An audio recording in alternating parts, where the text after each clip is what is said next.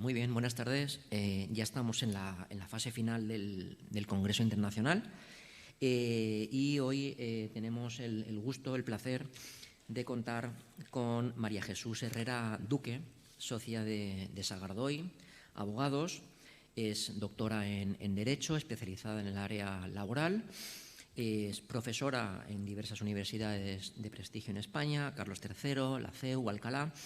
Ha publicado diversos libros, artículos, ha sido premio al mejor laboralista gracias a la Asociación Nacional de Laboralistas, ASNALA, y desde luego es una experta y que nos va a hablar sobre todo de la experiencia práctica a nivel de bufet de abogados que han tratado y que están tratando cuestiones relativas a, sobre todo, protocolos de desconexión, y que sobre ello va a hablar su título de la ponencia, que también tendrá reflejo, recordad, en la obra colectiva que se va a publicar con motivo de las ponencias en la editorial Thomson Reuters. Se titula Límites a la videovigilancia y desconexión desde la perspectiva de la regulación y los protocolos. Muchas gracias, María Jesús, y cuando quieras.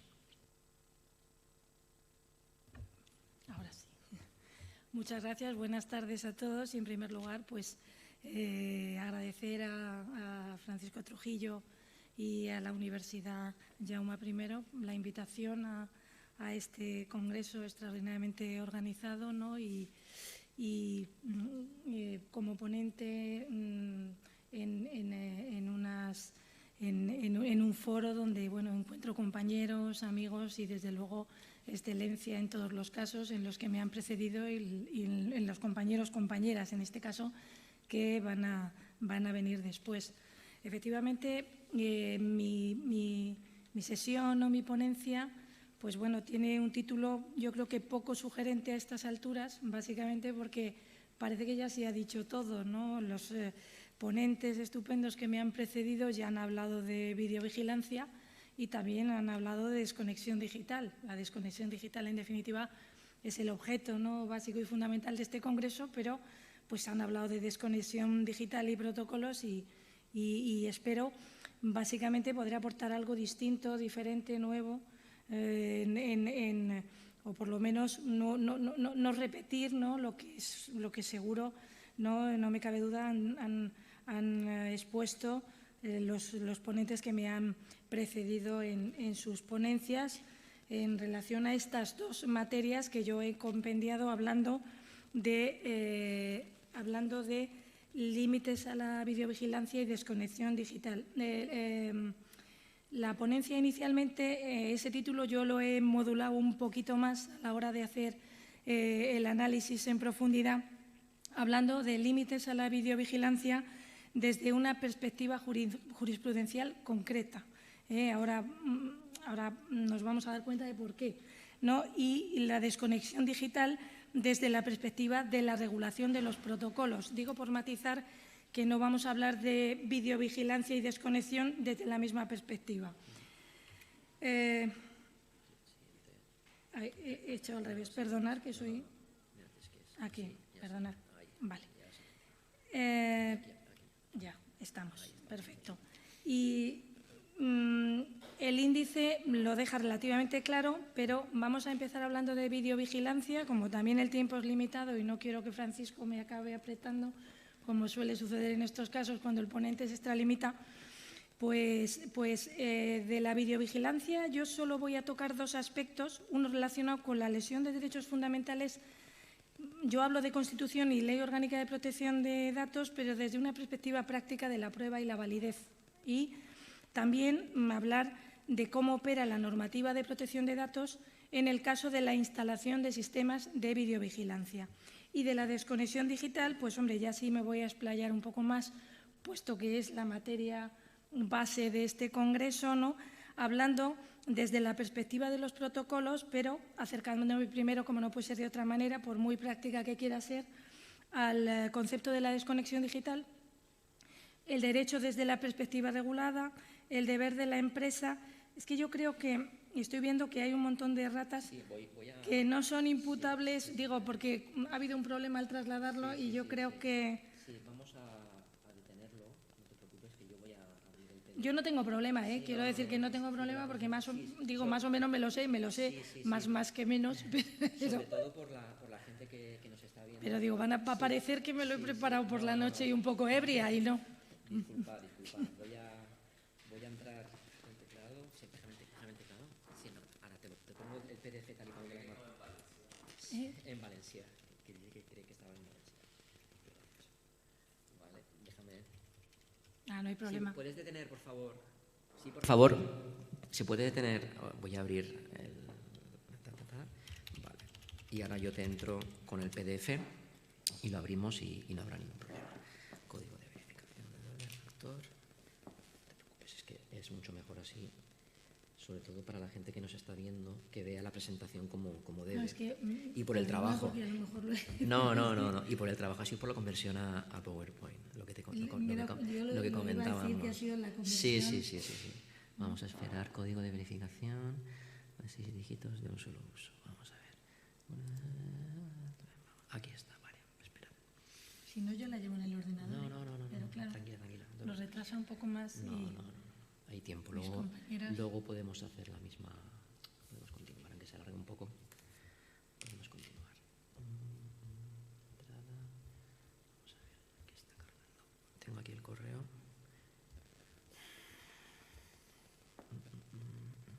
Aquí está. A ver si carga.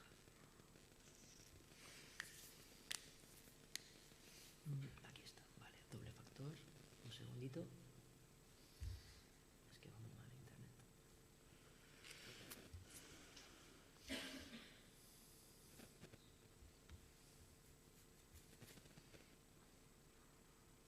Doble factor, código de verificación. El tuyo es... Nos está grabando, ¿no? No creo que nos está Doy grabando. fe del trabajo de Francisco, ¿eh? A ver, espera. Espera.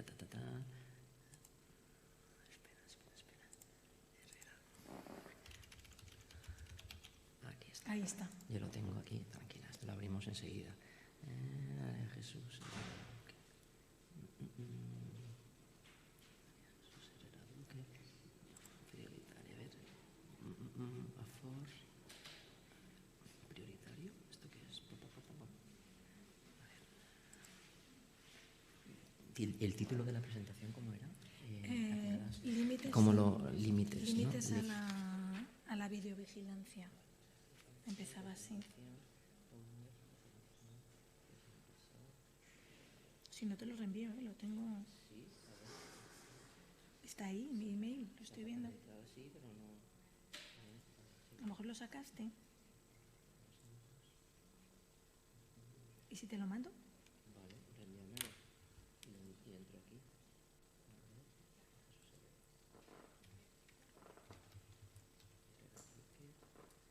Enviado. Francisco. Trujillo. A ver. Aquí me... El 23 de noviembre, creo que fue el 23 de noviembre.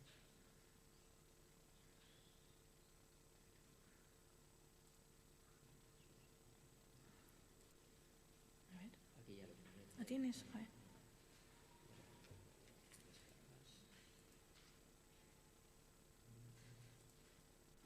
Ahora, perfecto.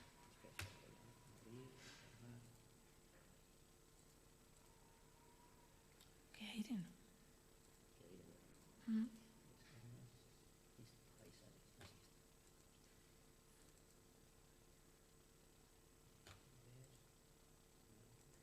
Pantalla completa, ya está. Con la flechita. Vale. Puedes ir.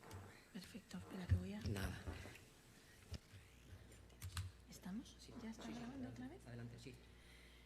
Bueno, pues continuamos donde lo habíamos dejado y haciendo un resumen muy sucinto del índice, ya en la materia de desconexión digital, pues aún abordada desde la perspectiva práctica de los protocolos y la aplicación y la regulación de los protocolos y los convenios colectivos, pues hablaremos un poco, nos acercaremos al concepto de desconexión digital, si es que tenemos alguno, el derecho a la desconexión y, bueno, pues a todos estos puntos, ¿no?, que de manera sucinta pero profunda pues voy a tratar de abordar, ¿no?, hasta llegar a alguna conclusión o conclusiones que, bueno, pues extraigo tanto de la regulación de los protocolos como de la regulación de los convenios e incluso la aplicación de la doctrina judicial y la jurisprudencia en esta materia. Empezamos con los límites a la videovigilancia desde la perspectiva jurisprudencial, con algunas reflexiones que realmente son mis reflexiones, ¿no? Y hablamos de lesión de derechos fundamentales, Constitución y Ley Orgánica de Protección de Datos como guía de campo, ¿no? Aquí, como ya se ha dicho bastante, el profesor Toscani ya habló de videovigilancia de una manera muy profunda y de las últimas tendencias, pues yo sí que me he cuidado de abordar, ¿no?, o analizar o traer a colación algunas sentencias que son relevantes en la materia relacionadas con la validez de la prueba de la videovigilancia y qué sucede si la prueba es inválida, si es nulo o no. Normalmente se suelen ver estas cuestiones de videovigilancia pues en materia extintiva, ¿no?, vinculada a la lesión de derechos fundamentales y, como todos sabemos, a la nulidad, ¿no?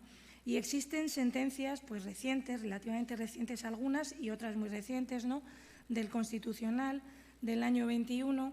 Hay una más antigua del 84, pero que también recoge también pues elementos que luego han venido consolidándose en la doctrina judicial.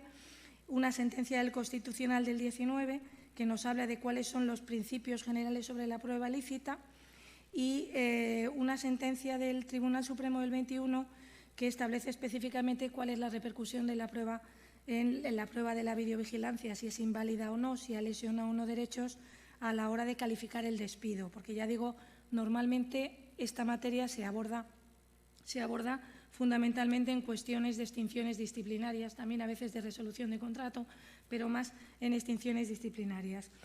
Y una sentencia bastante reciente también del Tribunal Supremo del año 22, relacionada también con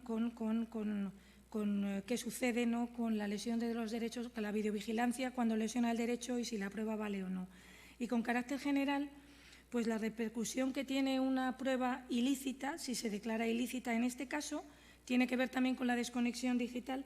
Era la monitorización del ordenador de una trabajadora que vulneró su derecho a la intimidad y al secreto de las comunicaciones, es decir, vulneró dos derechos fundamentales. La interpretación de la legalidad ordinaria, pues estoy hablando también ligado, como voy ya muy deprisa porque tengo el ánimo de acabar en tiempo, pues digo ligada a lo que dice el Tribunal Constitucional en una de estas sentencias, en la que normalmente pues rechaza que haya lesión del derecho a la intimidad y al secreto de las comunicaciones, ¿no?, para que emane, dice el tribunal, necesariamente que la calificación del despido en estos casos haya de ser de nulidad. Es decir, que no en todos los casos, es más, últimamente hay una tendencia a declarar que la prueba, si es inválida por lesión del derecho, no contamina, digamos, la teoría del árbol y los frutos contaminados, no contamina la calificación del despido. La segunda cuestión, aquí voy a ser más breve que obviamente cuando lleguemos a la desconexión digital, de mi reflexión sobre esto es qué dice la normativa de protección de datos y cómo opera en el caso de instalación de sistemas de videovigilancia. Bueno, ni la Ley de Protección de Datos ni el reglamento que lo desarrolla pues impiden, con carácter general, la obtención de información y de pruebas sobre hechos y conductas cuando el solicitante tiene un interés legítimo, es decir, no cabe aleatoriamente ir grabando, ¿no?, y instalando cámaras cuando en principio no hay ningún objetivo, ¿no?, o no hay ningún interés legítimo, ¿no?, en la persona que realiza tales comportamientos. Y esto pues también secuencialmente tiene que ver con la prueba de detectives privados, porque los servicios de investigación privada pues están regulados, como todos sabemos, en la Ley de Seguridad Privada, y la Ley de Seguridad Privada pues establece también en el artículo 5 que aquella parte de la seguridad pública que el Estado delega en operadores privados, es decir, la investigación privada, pues es posible, ¿no? Digo esto porque hay veces en que los detectives graban, y no solo graban pues actividades en la calle, que eso es indudable, aunque hay alguna sentencia que vino a decir que eso vulneraba el derecho a la intimidad en unas circunstancias muy concretas, con carácter general, la prueba de detectives y la grabación en lugares públicos es lícita y no sería una prueba ilícita en ningún caso. Pero hay alguna sentencia que voy a relacionar también después porque tiene su curiosidad, que establece que cuando la cámara de seguridad la instala el detective y no hay un interés legítimo primero, ¿no?, para realizar la investigación, no la instalación de la cámara, y no hay aviso de la cámara de seguridad, pues que valdría la prueba y no sería necesario porque el detective no está sometido, digamos, en ese ámbito de aplicación a la regla general o a la normativa general, sino a las reglas que rigen la Ley de Seguridad Privada, ¿no? Curioso, ya citaré la sentencia después, ¿no? Bueno, pues normalmente, ya digo, este tipo de pruebas se establece que cuando son fundamentales para rebatir, ¿no?, con objeto, ¿no?, y con criterio, por ejemplo, dictámenes médicos y resoluciones basadas en los mismos, pues valen un servicio de investigación privada que aporta grabaciones de actividades y movimientos del trabajador. Evidentemente, de esto no cabe ya ninguna duda. El recurrente aquí alegaba que se le infringían los derechos fundamentales a la intimidad, a la imagen y a la normativa de protección de datos. Y lo que se viene a decir es que no se infringe nada, ninguno de estos derechos, básicamente por todos estos antecedentes normativos, ¿no?, que yo he anticipado, ¿no? Y la Sala desestima todos los motivos por inviables. Declara que la prueba se obtiene lícitamente sin afectar a la vida íntima del trabajador, eso es obvio, ¿no? Ya digo, a pesar de que yo creo que hay una sentencia que llega a declarar que es que el detective no puede grabar, pues sí, puede grabar, y la prueba es completamente lícita, claro, siempre, ya vuelvo a repetir, que sea en lugares públicos, ¿no? Si acaba grabando, ¿no? Yo recuerdo una vez un asunto, ¿no?, por poner casos prácticos, de un detective que llama a la puerta, invade prácticamente, la puerta del domicilio del trabajador, graba y efectivamente esa prueba se declaró ilícita, pero porque es que había grabado cuando estaba dentro de su casa. Pues si graba, ya digo, en lugares, ¿no?, que son donde los trabajadores y trabajadoras ¿no?, pues realizan actividades con carácter normal y público, pues evidentemente no hay ninguna suerte de lesión, ¿no? Declara también que la captación de imagen por los detectives privados, por ejemplo, tiene por destino servir de elemento de prueba de actividad, ¿no? Es una prueba al final, realmente la prueba de detective es una prueba, ya lo dice también la jurisprudencia, ¿no?, tanto cuando graba, ¿no?, o normalmente cuando graba como cuando elabora el informe, pues son pruebas que tienen la connotación o el carácter, ¿no?, ya definido de, pues una prueba, digamos, testifical, ¿no?, documentada. Se dice testifical documentada, ¿no?, porque hubo un tiempo en el que había una disquisición sobre si la prueba del detective era una especie de semipericial, o esa discusión también ha quedado ya sobradamente superada, y las últimas tendencias jurisprudenciales muy consolidadas dicen que es una testifical documentada porque el detective cuenta lo que ve y además lo documenta, ¿no? Esto, que parece a priori que es inocuo, pues hombre, puede servir mucho, sobre todo en el desarrollo de los recursos, porque básicamente la testifical, con la prueba testifical no sirve para revocar hechos, ¿no? Cuando hay un documento dentro de la prueba, ¿no?, que sirve para amparar la revisión del hecho, entonces sí que podría valer para revocar o para modificar hechos probados, pero una testifical simple, en definitiva, o por principio, no serviría para, lo dice la ley, lo dice toda la jurisprudencia, ¿no? Captación en fotografía y vídeo por detectives privados, pues también, aunque no son actividades de videovigilancia, sino plasmación de lo que se ve, pues vuelvo a decir, y no me voy a reiterar más aquí, pues que refuerzan y sirven efectivamente como prueba, y que no son prueba invasiva de la intimidad. Y nos vamos a la normativa de protección de datos y a las cámaras ocultas, ¿no? Bueno, pues aquí ha habido bastante y diverso, ¿no? Yo abro con una sentencia, muy conocida, ¿no? Digo muy conocida, una sentencia pues peculiar, ¿no? La sentencia del Casino de la Toja, que es de hace bastante tiempo ya. Uno cuando habla del año 2000, pues el año 2000 es que queda ya bastante lejos, ¿no?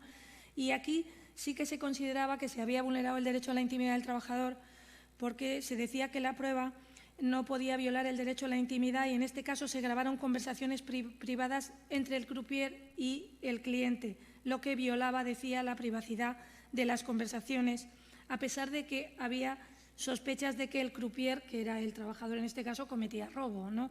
Bueno, es evidente que en cuestiones de grabación, cuando hay muchas veces que hay pruebas aportadas en juicio, muchas veces te preguntan, ¿pero vale la prueba? ¿Vale que me hayan grabado? Pues hombre, si el que graba está grabado, o sea, si el que se graba, o sea, el que graba es uno de los interlocutores de la conversación, la prueba es perfectamente válida, ¿no?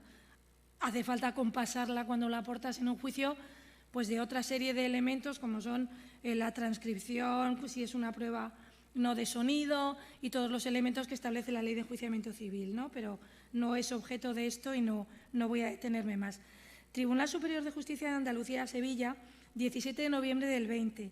Aquí declara la nulidad del despido de un vigilante que veía películas, esta fue bastante sonada, y se dormía en la garita y se le grabó con cámara oculta en el centro de control donde prestaba servicios.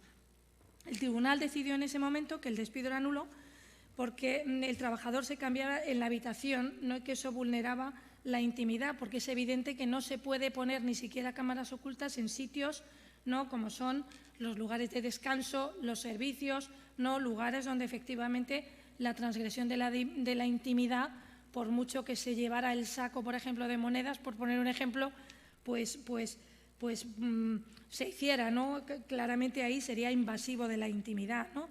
Y en consecuencia ahí sí que asocia, digamos, la ilicitud de la prueba al despido y lo califica de nulo.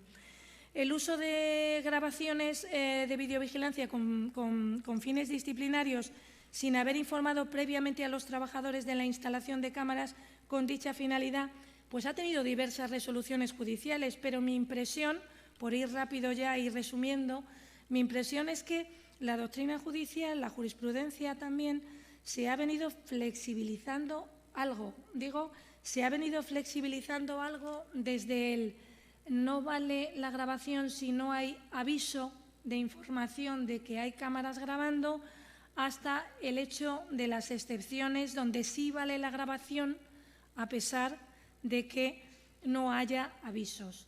Digo, sentencia puntera que, vamos, sobradamente conocida, ¿no?, la Sala del Tribunal Europeo de Derechos Humanos, que, bueno, que va dictando muchas sentencias, ¿no?, que van modulando, ¿no?, incluso la aplicación, ¿no?, y nuestro propio derecho, ¿no?, para ajustarlo al derecho europeo, la de 17 de octubre del 19, que da por válida la prueba de cámaras de videovigilancia instaladas por la empresa Mercadona en un caso en el que la empresa despide a varios empleados que roban productos en complicidad con los clientes, ¿no?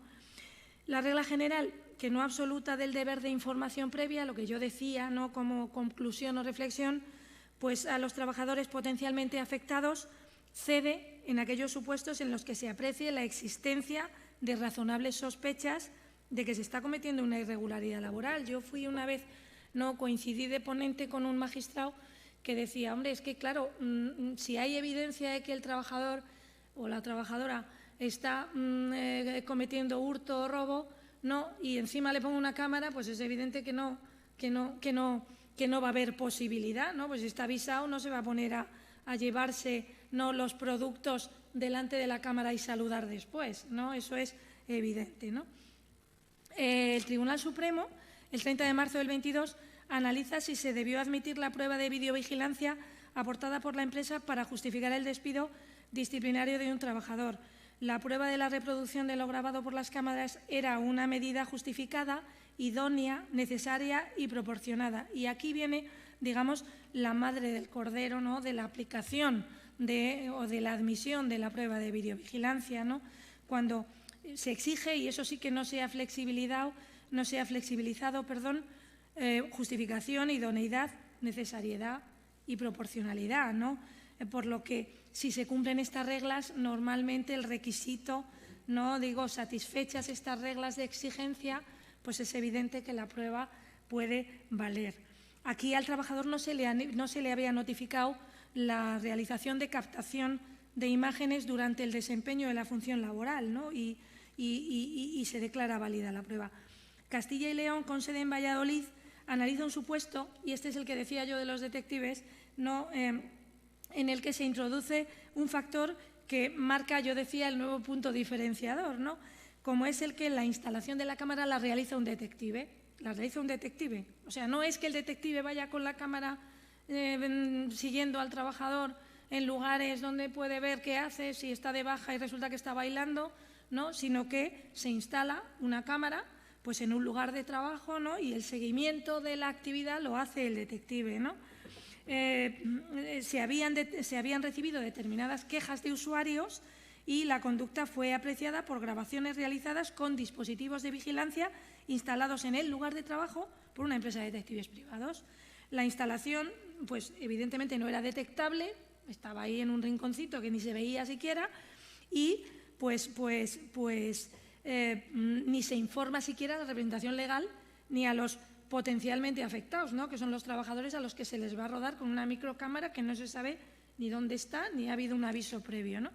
Y aquí pues el tribunal dice que la instalación fue correcta debido a que al ser una empresa de detectives, a mí me parece, digo que es una espita, bueno, pues ahí lo dejo, ¿no? Pero ya ha habido alguna sentencia más, alguna recién salida del horno y además, bueno, en la que hemos intervenido yo directamente, ¿no? Pero digo muy reciente, ¿no? De Albacete, ¿no? De Castilla-La Mancha, que dice que quien instaló que al ser una empresa de detectives quien instala las cámaras, la normativa que ha de ser aplicada es la de seguridad privada y que en consecuencia no se exige la información previa. Es un supuesto distinto al de la flexibilización que se viene haciendo diciendo, oiga, si es que si hay proporcionalidad, pues el aviso previo, ¿no? Pues si vas a eludir o vas a evitar la posibilidad, ¿no?, de descubrir por el aviso, pues también es posible no hacerlo, ¿no? Esto es distinto. Esto lo que dice es que al no regirse por la normativa general, sino por la de la Ley de Seguridad Privada, pues obviamente pues la exigencia de la información previa no es necesaria, pero lo que sí que se exige es el interés legítimo indubitado. Aquí no nos vamos a saltar los requisitos legales no exigibles, ¿no? Y evidentemente pues el resto de las medidas de proporcionalidad, ¿no? Porque no cabe que el empresario se le ocurra una mañana levantarse y decir, voy a poner una camarita aquí a ver qué hacen mis trabajadores. Siempre tiene que haber un fin, ¿no? Y un fin efectivamente que en la consecución, ¿no?, del descubrir porque ha detectado previamente que o está cometiéndose alguna irregularidad, pues eso, y dice que la actuación de los detectives se ajustó a los principios de razonabilidad, necesidad, idoneidad y proporcionalidad. No sigo porque si no al final me quedo solo en esto y me queda mucho todavía. La conclusión del tribunal, pues bueno, pues dice que las irregularidades detectadas fueron comprobadas a través de un medio legítimo, primero, legítimo porque estaba ajustado a las reglas de legitimidad de la Ley de Seguridad Privada y cumplía los parámetros estos que he dicho de la proporcionalidad y todo lo demás. Jurisprudencia reciente de videovigilancia. Y digo muy reciente, digo la de Albacete, Castilla-La Mancha. Pues bueno, este ha sido yo diría que es un largo y tortuoso camino judicial, ¿no? Porque la jurisprudencia a veces pues da lugar a, yo siempre hablo, ¿no?, muy poéticamente de ríos de tinta jurisprudencial, pero eso ha sido un largo y tortuoso camino de anulación de actuaciones, sube, baja la sentencia, porque aquí básicamente acaba diciendo el tribunal, después de varias nulidades de actuaciones, pues invalidaba la prueba, ¿no? Entonces invalidaba la prueba, o sea, la prueba se declaraba inválida abajo en la instancia, subía al superior y el superior decía que sí era válida y que en consecuencia retrotraía actuaciones y que volviera el juzgado a dictar. Se cambiaba a lo mejor no se acordaba ya de que hacía muchos años de que se había dictado la primera por aquello de la lentitud, no de los órganos jurisdiccionales y en este caso pues sube otra vez y declara, o sea, la segunda vez la retroacción de actuaciones hace que el juez nuevamente diga que nada, que la prueba es nula, vuelve a decir lo mismo que dijo la primera vez. Por eso digo lo del tortuoso camino, porque uno dice, pues si ya ha dicho el superior que vale, valóremela, dígame, mire, la prueba vale, y no la valoro un pimiento, con perdón de la coloquialidad porque, mire usted, es que el detective me convence poco. La cámara usted la instaló como fuera, pero vale, pues vuelve a decir que no y el Tribunal Superior de Justicia de Castilla-La Mancha incide en que la prueba vale, la instalación por un detective es el mismo supuesto que el anterior de Valladolid. Y digo el mismo, que el detective instala las cámaras a instancia del empresario sin avisar, las instala, en este caso era una empresa, no voy a decir por razones de confidencialidad, pero en cualquier caso era una empresa pues, que detectaba que se le robaban productos en el almacén y entonces con un detective instala las cámaras. Ya tuvimos esa reflexión, disquisición, el aviso previo nos va a determinar la nulidad. Bueno, a veces hay que arriesgar, ¿no? para abrir vías, ¿no? Y efectivamente pues acaba diciendo que esta prueba vale y efectivamente acaba diciendo lo mismo que ahora se ha consolidado, ¿no? De que pues bueno, el sometimiento a la Ley de Seguridad Privada hace que pueda darse, cumpliendo el resto de los requisitos, pues esa circunstancia, ¿no? Y la muy, muy, muy fresquísima sentencia del Tribunal Constitucional del reciente, 29 de septiembre del 22, que bueno, pues fácilmente, ¿no? Alguna compañera que está aquí, pues hará como un mes, ¿no? Que salió. Yo estaba dando una ponencia además sobre seguridad y bueno, y sobre pruebas y demás, y en esa ponencia saltó la noticia. Y cuando salta la noticia, pues todo el mundo empezó a abordar la noticia desde una perspectiva que parecía, o sea, no digo que no, desde luego es una sentencia relevante, ¿no? Es una sentencia relevante que avala bueno, pues con una digamos, una mayoría, pues 6 contra 5, me parece que eran votos, ¿no? En contra del despido de un trabajador que fue, 5 votos en contra, porque la doctrina que establece que fue grabado por la empresa y revoca una sentencia del Tribunal Superior de Justicia del País Vasco que declaraba nulo el despido de un trabajador por considerar que la prueba era ilícita, ¿no? La de videovigilancia, porque no constaba información previa y expresa de la instalación de las cámaras y de su eventual uso con fines discriminatorios. Y el Tribunal Constitucional lo que dice, pues bueno, básicamente es que la instalación del sistema, cuando está advertida, o sea, primero aquí hay dos cuestiones, ¿no? Hay veces que no hace falta advertir que la prueba es, o sea, si hay cámaras de videovigilancia y es notorio, por ejemplo, es tan notorio que hay cámaras en ese sitio que es que uno puede saber que aunque esté vendiendo perfume, pues es evidente que es que las cámaras pues le están viendo cómo se lleva las bolsitas de perfume, ¿no? Entonces, no me diga usted que yo le he invadido nada ni le he lesionado un derecho fundamental cuando es tan notorio que hay cámaras de videovigilancia que si usted no lo sabe es que se habrá hecho el loco, básicamente, ¿no? Y lo segundo es que tampoco tengo que decirle que las he instalado con fines disciplinarios, ¿no? Las he instalado para proteger mi negocio.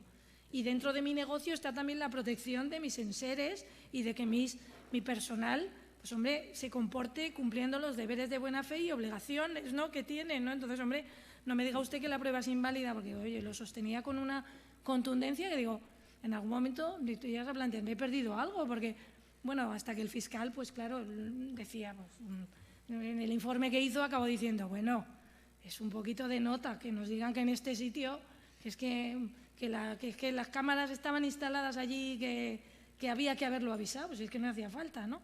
Y con esto acabo, porque si no voy a terminar invadiendo el terreno que no la intimidad de mis compañeras.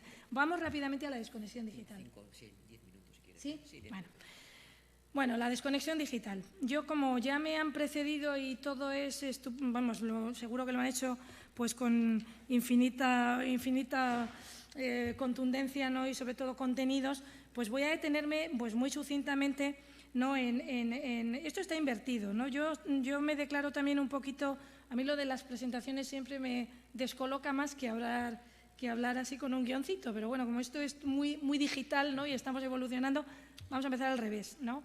Porque claro, empezamos hablando del artículo 18 de la Ley de Trabajo a Distancia, pero antes del 18 está el 88, que aquí ves, no lo hemos puesto, ¿no? De la Ley Orgánica de Protección de Datos, ¿no?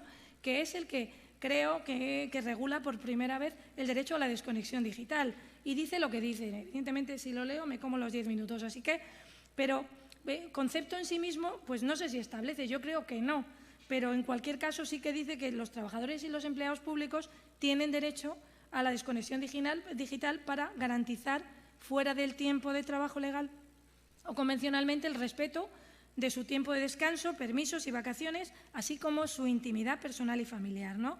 Y ya dice dos cosas importantes más, que las modalidades de este ejercicio tienen que atender a la naturaleza y objeto de la relación laboral, potenciando el derecho a la conciliación de la actividad laboral y la vida personal, y que se sujetarán a lo establecido en la negociación colectiva o, en su defecto, a lo acordado entre la empresa y los representantes de los trabajadores. Punto de aviso para navegantes. Eso no significa que necesariamente el derecho a la desconexión digital tenga que regularse a través de la negociación colectiva o de los acuerdos con los representantes de los trabajadores, porque establece también la norma, en el punto 3, que el empleador, previa audiencia de los representantes de los trabajadores, elaborará una política interna dirigida a trabajadores, incluidos los que ocupen puestos directivos, en los que definirá las modalidades, etcétera, ¿no? Y, básicamente, en la elaboración de esta política interna no se exige el acuerdo, lo que sí que se exige es la audiencia previa, ¿vale? En consecuencia, ¿cómo se puede regular la desconexión digital?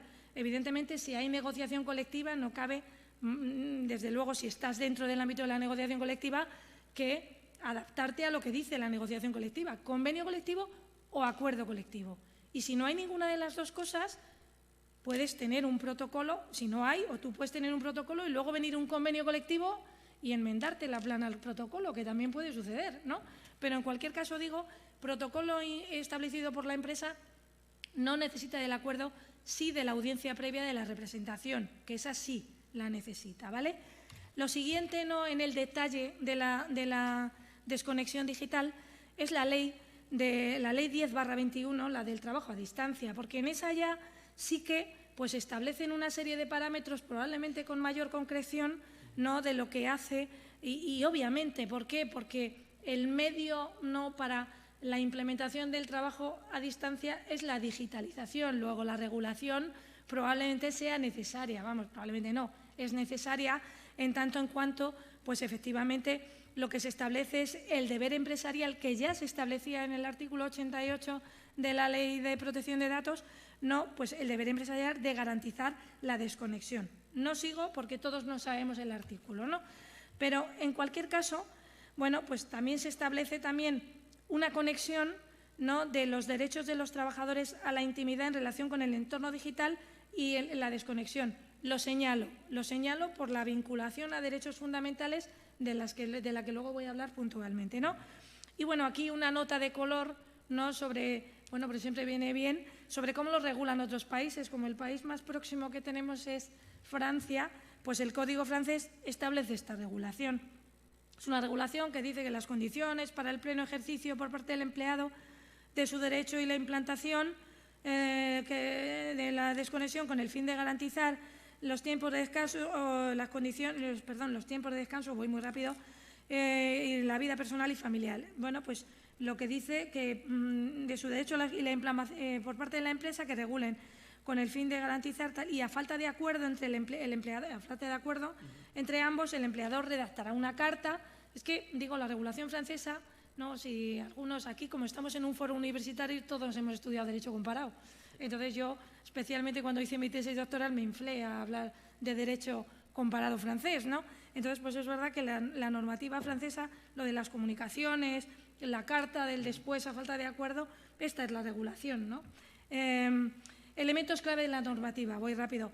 Los elementos clave para la desconexión digital, pues bueno, yo creo que elementos claves son los convenios colectivos y los acuerdos colectivos, ¿no? Es impepinable, ¿no? Porque básicamente la desconexión digital se introduce de una manera, digamos, más fácil, ¿no? Cuando digo más fácil, ¿no?, primero hay que introducirla en la cultura de las empresas, ¿no?, y luego se introduce más fácilmente cuando proviene la regulación, pues, de un acuerdo colectivo que está validado, ¿no? Los trabajadores estarán más seguros pensando que aquello que se está regulando, pues está validado por sus representantes legales, ¿no?, que son, pues, los representantes, órganos de representación unitaria y sindical, ¿no?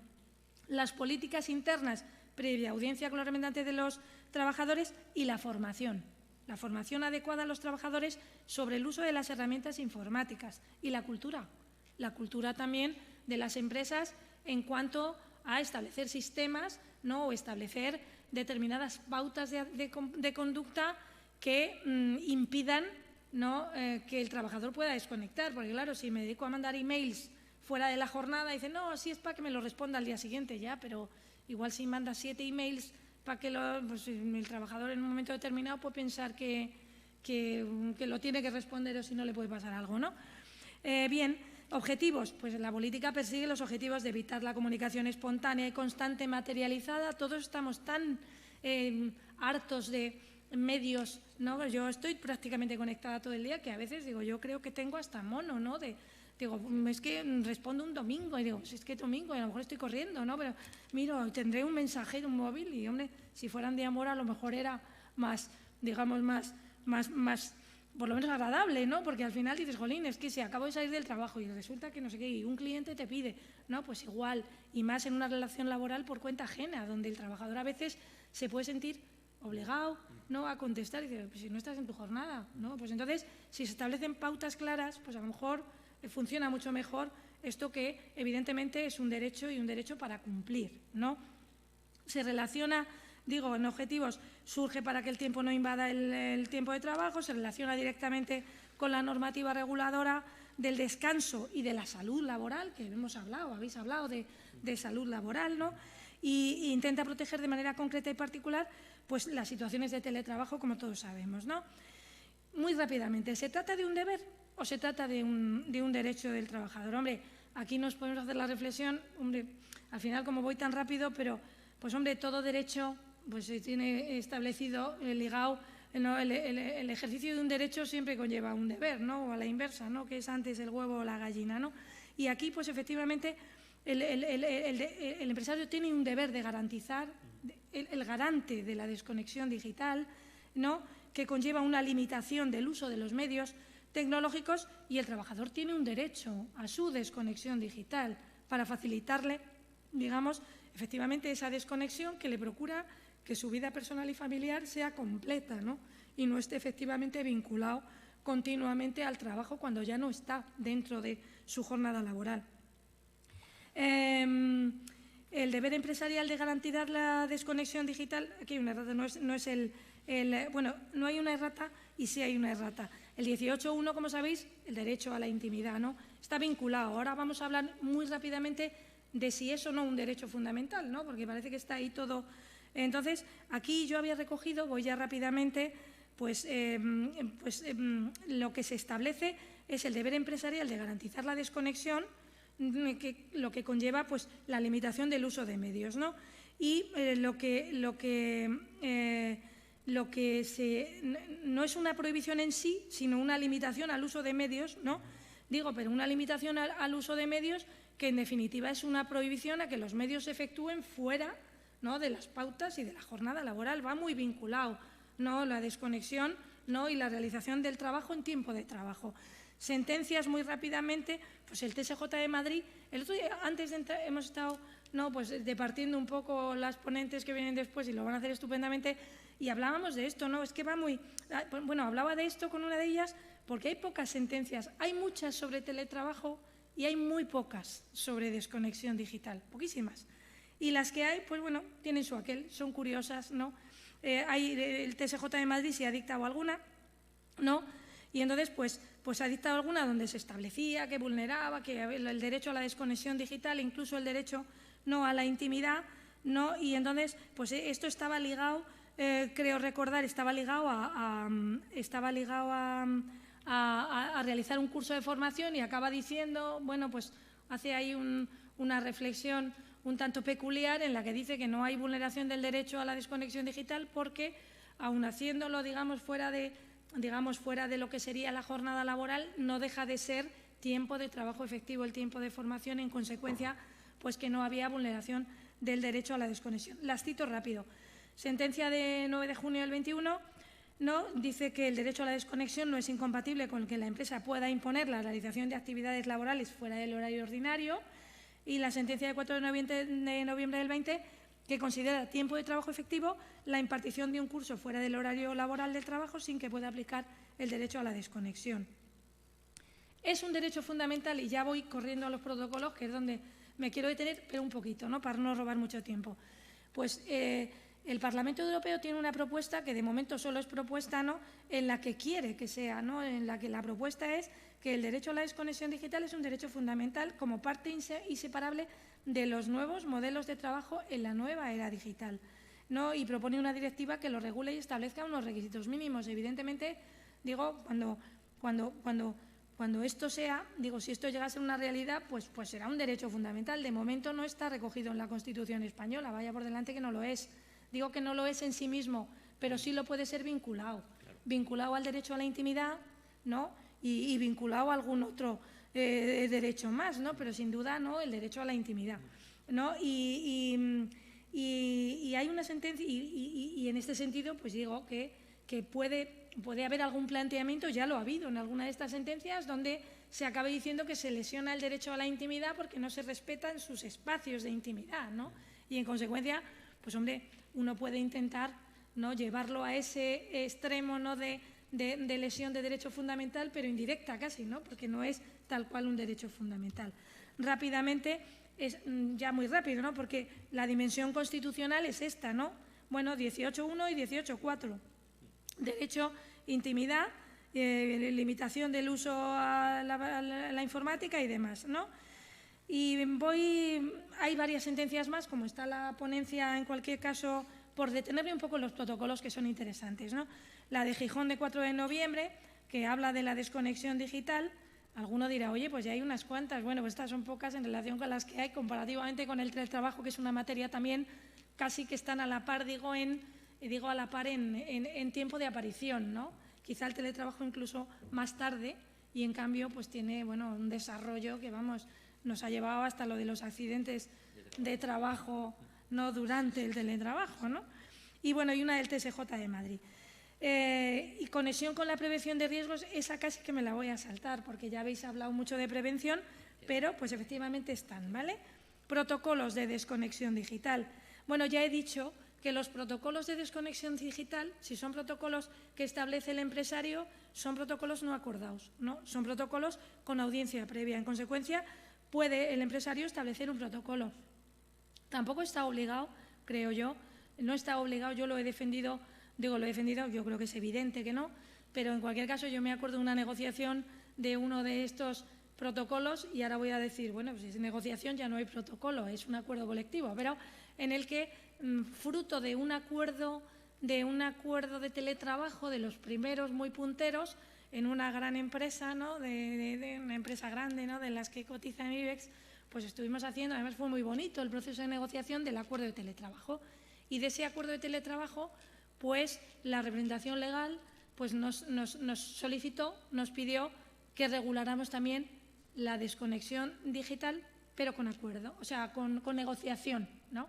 Y entonces pues adquirimos el compromiso en la terminación del acuerdo de trabajo a distancia de regular la desconexión digital fuera del trabajo a distancia, porque decían, no, lo tenemos que regular aquí, y bueno, fue una pelea. Entonces nosotros decíamos, pero bueno, la desconexión digital no es solo para los teletrabajadores o los trabajadores a distancia, por mucho que sea la ley de trabajo a distancia, porque claro, tanta ley y tanto revuelo nos genera confusión, ¿no? Pues sí, está específicamente regulado para los trabajadores a distancia porque probablemente lo necesiten, ¿no?, porque su medio es ese, pero efectivamente el derecho a la desconexión digital, vamos a decir que es universal en el ámbito laboral, ¿no?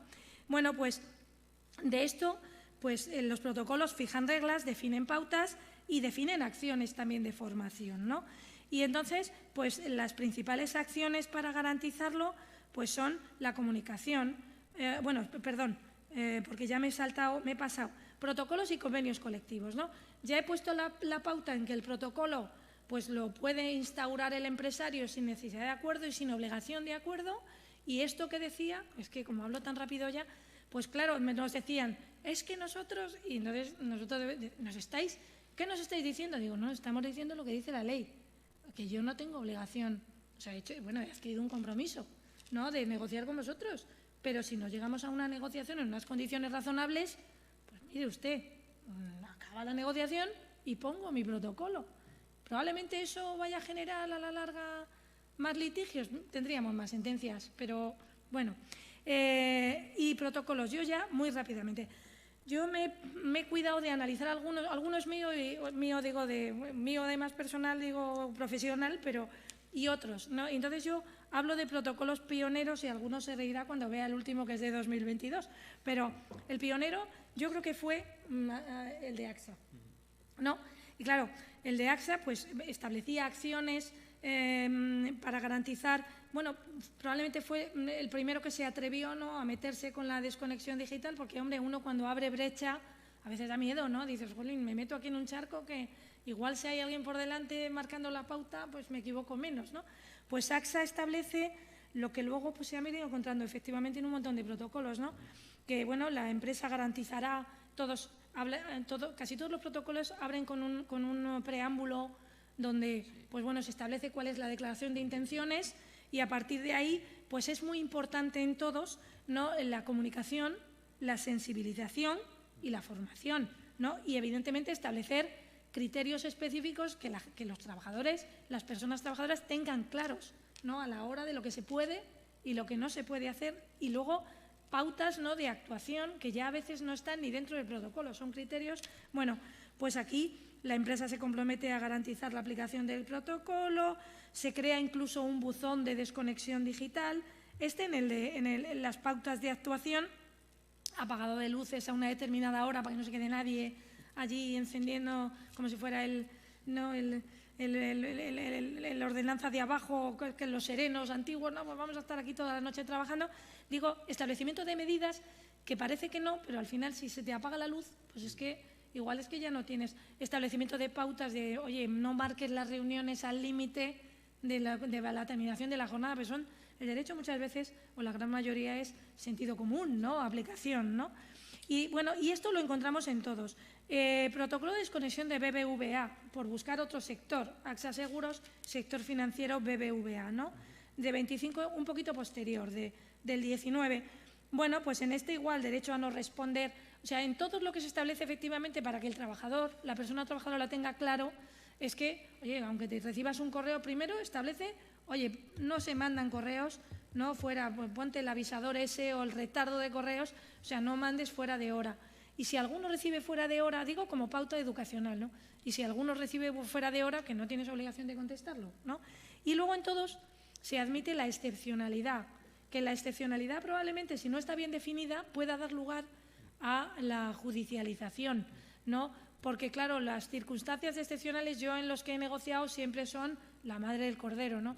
No, pero ¿qué es excepcional? Y las urgencias. Y entonces digo, hombre, una definición, si acabamos definiendo, encorsetando la excepcionalidad, es que cuando tenga una verdadera situación de excepcionalidad o de urgencia, que no necesariamente tienen que ser lo mismo, pues es que a lo mejor no la puedo cubrir porque es que lo tengo no taxativamente, ¿no? Yo en estos casos, cuando hay que intentar cerrar una negociación, digo, bueno, venga, te lo voy a admitir a medias, ¿no? Pero no es taxativo, sino ejemplificativo, porque es que si no, al final, pues efectivamente la excepción que puede confirmar la regla no te va a servir para nada, y hay situaciones excepcionales o de urgencia o de fuerza mayor que per se ya no necesita definición, que tienen que estar contempladas y pueden estar contempladas, sea con negociación o sin negociación. Y luego, el último protocolo, Grupo PRIM, este me lo salto, bueno, es del 22 también, pero bueno, parecido, y el del Grupo Indra, ¿no? Aquí este estuvo negociado también, este es bastante reciente, yo creo que de todas maneras, sí, tan reciente como que es de la primavera, ¿no? Y en este, pues efectivamente se recogen, aquí sí, se recogen como prácticamente luego en todos, o antes en todos, y en los posteriores también, el derecho a no responder, ¿no? El derecho a no responder, y además hay una descripción. Yo en este protocolo, digo, al final establece unas definiciones, ¿no?, sobre el derecho a la desconexión, sobre el ejercicio de la desconexión, que bueno, que yo creo que tienen una regulación específicamente muy ordenada, ¿no?, muy ordenada de descripciones que algunos no tienen, hasta dónde puede llegar y dónde no, y luego pues tiene una base, ¿no?, para luego establecer algunas pautas posteriores que, bueno, que normalmente hay que resistirse a poner en los protocolos. Digo que hay que resistir porque, hombre, si pones el detalle, no. Pero y entonces no se pueden mandar emails de no sé cuántos, y de 8 a 18, bueno, no, pues con carácter general, y sobre todo establece formación también. Los otros, alguno anterior también, formación a la plantilla y al personal directivo, que también hay que formarlo y decir, oye, no, es que lo de la ejecución inmediata, pues oye, será inmediata en la medida en que respete los derechos a la desconexión digital, ¿no? Lo último ya, hay convenios colectivos, evidentemente el de Grupo AXA también, convenio colectivo. El convenio colectivo de cajas y entidades financieras tiene también una regulación digna, como está publicado, ¿no? Y aparte está aquí, digna de leerse, ¿no? De leer el contenido, porque bueno, yo creo que sirve y mucho, ¿no? En todo esto que ya muy atropelladamente estoy contando. Y lo último, antes de las 3 conclusiones finales, ¿no? Básicamente, cuando yo aquí he hablado de protocolos, ¿no? Pues digo, protocolos, pero no son, en realidad son protocolos, por supuesto, porque establecen, ¿no?, las pautas, pero estos 3, ¿no?, que he citado son acuerdos colectivos al final, porque todos no son protocolos implantados por la empresa, ¿no?, con la audiencia previa, que podrían haberlo hecho. Son protocolos acordados con la representación, son acuerdos colectivos, no convenios colectivos, pero son acuerdos colectivos. La pauta de establecerlo de esa manera, hombre, yo creo que la interlocución con la representación de los trabajadores tiene que ser necesariamente buena siempre, ¿no? Para el establecimiento de este tipo de políticas probablemente circule mejor, digo, incluso, ¿no?, en el propio rodaje, ¿no?, cuando se puede, ¿no?, cuando humanamente no se puede, pues oye, el establecer un protocolo sin acuerdo, como se puede, pues se puede hacer y no pasa nada. Probablemente haya más reticencia y a lo mejor incluso a veces puede haber más litigio. También lo puede haber en los acuerdos colectivos cuando no firma toda la representación y hay uno que no firma y luego lo impugna. Con lo cual, nunca nadie te libra, ¿no?, al final de tener algún tipo de... Y conclusión final, ¿no? Aquí hay unos cuantos más, perdonad. Pues bueno, la conclusión final, pues efectivamente es que los elementos claves para la desconexión digital, según protocolos, ¿no?, en materia regulatoria y convenios, bueno, es que no, o sea, es un derecho y hay que establecerlo como un derecho de los trabajadores, ¿no? Las concreciones, evitar convocatorias, programar, convocar, evitar convocar reuniones, todo eso tiene que estar medianamente definido para saber el contexto en el que los trabajadores y quienes ejecutan tienen que moverse y desde luego yo creo que uno de los elementos también importantes es básicamente la formación, ¿no? Porque como son materias tan nuevas necesitamos formación, ¿no?, en la evolución que está experimentando nuestra sociedad y nuestro derecho, que bueno, a pasos agigantados con una normativa como la que tenemos, pues se va adaptando y buenamente, ¿no?, a esta evolución tan absolutamente, bueno, a veces imposible, ¿no?, que estamos experimentando. Lo último ya, también los protocolos tienen necesariamente que establecer excepciones al cumplimiento del derecho a la desconexión digital, porque la propia norma, la Ley de Protección de Datos, como he dicho al principio, ya establece, ¿no?, que la desconexión digital también tiene que estar acompasada con el tipo de actividad laboral, ¿no? Uno que hace guardias a lo mejor no puede desconectar mucho, ¿no? Si hace guardias o tiene que estar disponible, y creo que con esto pues solamente dar las gracias por la atención, por la paciencia y bueno, y las disculpas por la rapidez final. Muchas gracias. Muchas gracias, María Jesús.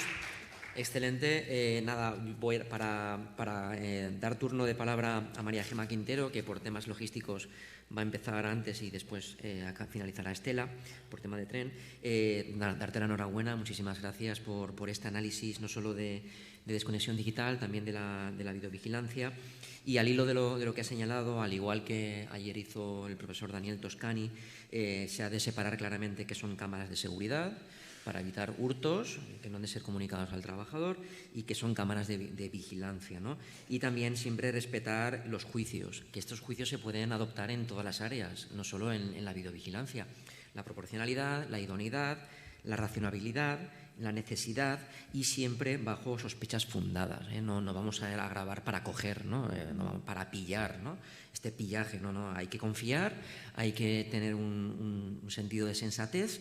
Y con esto yo creo que se debería siempre respetar. Luego también me gustaría, con tu experiencia, ¿Qué significa, cómo se cumple con la previa audiencia? Es decir, la normativa exige previa audiencia. ¿Esto qué significa? Que la empresa ha de llamar al representante y, si no tiene representantes, hacer una comisión ad hoc, enviarle una documentación previa, que la lean, puedan tener réplica y con esto se cumple la previa audiencia. ¿Cómo tratáis este requisito? Yo creo, vamos a ver, si la empresa no tiene representantes no hay audiencia previa, porque donde no hay no lo vamos a inventar, ¿no? Y evidentemente no podemos trasladar analógicamente estas últimas normas, ¿no?, sobre cuando no hay representación, pero ni siquiera ad hoc, ¿no? Yo me refiero más, digo, a las normas cuando los ERTE, cuando no hay representación, entonces cogemos los... No.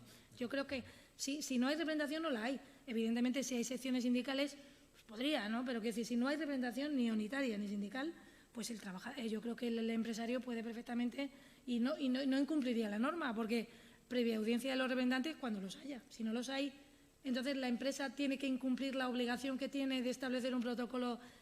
Es puro sentido común, ¿no? O sea, yo creo, ¿no?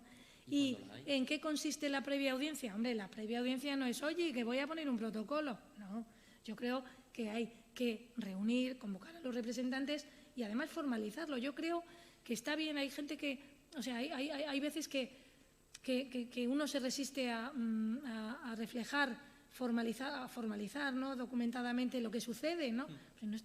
Como no estás haciendo nada malo, estás haciendo algo bueno, tú tienes que dejar reflejo de lo que haces, ¿no? Porque las partes, los principios generales del derecho, ¿no?, negociar de buena fe. Entonces, si yo quiero instaurar un protocolo para cumplir la ley y me exigen la previa audiencia, convoco a mis representantes, les enseño el protocolo y les dejo que hablen del protocolo. Es más, a lo mejor hasta sin llegar a ser un acuerdo, o a lo mejor lo convierto en un acuerdo, que eso también puede suceder, que de escucharte a acordar contigo, ¿no?, pues a lo mejor hay un paso, es un paso grande, pero al final, pues oye, si a lo mejor no te cuesta decir esto que yo lo voy a imponer, si el representante le cuadra y me sugiere dos cosas que encima enriquece un protocolo de 1000 páginas igual, pero como no es el caso, pues al final le das el protocolo, lo conocen y entonces le das la posibilidad de ser escuchados. Exacto. Porque la previa audiencia no es que te miren y digan que bien y te aplaudan, es que tienen que decir algo. Claro. Aunque sea que me gusta mucho, pues mejor.